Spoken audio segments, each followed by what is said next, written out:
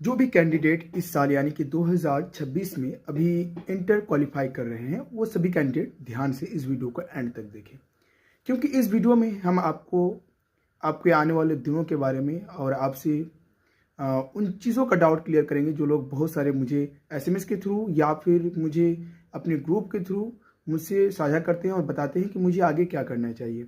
तो मैं आपको क्लियर कर दूं कि सबसे पहले समझते हैं कि अगर आपने 12th क्वालिफाई कर लिया है तो बहुत सारे कैंडिडेट अपने अपने तरीके से अपने अपने हिसाब से अलग अलग रास्ते पे जाएंगे।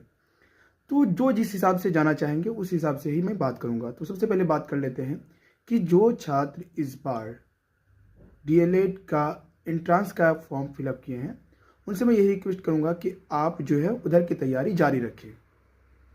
मेरे ही हिसाब से अगर आप 12th क्वालिफाई हो चुके हैं और फिर अब कि आपने अगर ग्रेजुएशन करना चाहते हैं, देखिए एंट्रांस डीएलएड एंट्रांस का फॉर्म भरने का मतलब ये नहीं है कि आप 100% क्वालिफाई हो जाएंगे, क्योंकि उसमें ज़्यादातर बच्चे जो है, क्योंकि 30,000 सीट है आपकी, उससे ज़्यादा तो है नहीं, यहाँ पर 12 लाख से ज़्यादा फॉर्म्स फिलअप हो जाते हैं।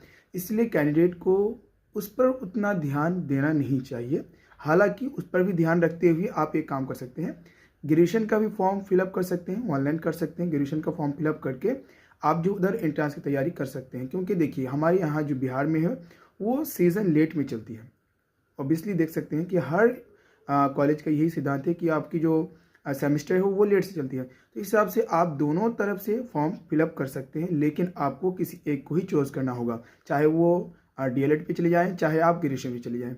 इस चीज़ की मैं क्लियर कर देता हूँ। और दूसरी बात, बहुत सारे कैंडिडेट ये सवाल करते हैं कि मुझे जो ग्रेजुएशन पे फॉर्म फिलअप करना होगा सेमेस्टर 1 के लिए, तो ये पहले ऑनलाइन होगा, ऑनलाइन के बाद आपका सिलेक्शन होगा कॉलेज बाय कॉलेज। तो हर किसी का सिलेक्शन लिस्ट में नाम नहीं आता है, बहुत सारे कैंडिडेट छोड़ भी जाते हैं। उनके लिए कॉलेज से प्रावधान होती है कि वो अपना एडमिशन करा लें। लेकिन मैं संयम रखते हुए मैं कैंडिडेट को ये कहना चाहूँगा कि आप ऑनलाइन फिलअप करते वक्त क्या किस बातों का ध्यान रखना चाहिए। सबसे बड़ी इंपॉर्टेंट बात यहाँ पर ये आ जाती है कि जब आप ऑनलाइन फॉर्म फिलअप करते हैं तो उस समय किन बातों पर ध्यान रखनी चाहिए, ये भी बहुत इंपॉर्टेंट है। सबसे पहले आपके पास एक आय प्रमाण पत्र करंट होना चाहिए, और जाति या निवास चलेगा। अगर आपने वर्तमान में हाल या फिलहाल में बनाए हैं तो निवास और जाति तो चल जाएगा, लेकिन आपके पास करंट आय होना चाहिए। समझ रहे, ये डॉक्यूमेंट आपके पास प्रॉपर होनी चाहिए। और साथ ही मैं एक डाउट को क्लियर कर दूँ कि अगर आप कहीं बाहर से या अदर स्टेट से कोई भी बैचलर की डिग्री हो, चाहे आप किसी भी लेवल की डिग्री हो, अगर करना चाहते हैं तो वो ऑब्वियसली हमसे संपर्क कर सकते हैं, या कोई भी डाउट हो तो वो बिंदास हमसे पूछ सकते हैं। मैं यही कहना चाहूँगा कि आप अपनी चीज़ों को ध्यानपूर्वक अपने हिसाब से अपनी क्वालिफिकेशन के हिसाब से और अपनी जो सब्जेक्ट है उसके हिसाब से चॉइस करें।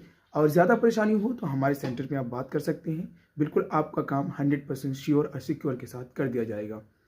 बहरहाल मिलते हैं अगली वीडियो में, तब तक के लिए दीजिए इजाज़त, बाय बाय। और उन लोगों को ये वीडियो ज़रूर शेयर करें जो इस बार 12th कंप्लीट कर चुके हैं, सिर्फ उन्हीं के लिए ये वीडियो मैंने बनाया था। तो आई होप कि आपकी डाउट्स क्लियर हो गई हैं। अगर नहीं क्लियर होती है तो हमें ज़रूर अपने मेरे नंबर पर कॉल करें, मैं आपको सारी चीज़ें गाइड कर दूंगा। थैंक यू, मिलते हैं अगली वीडियो में।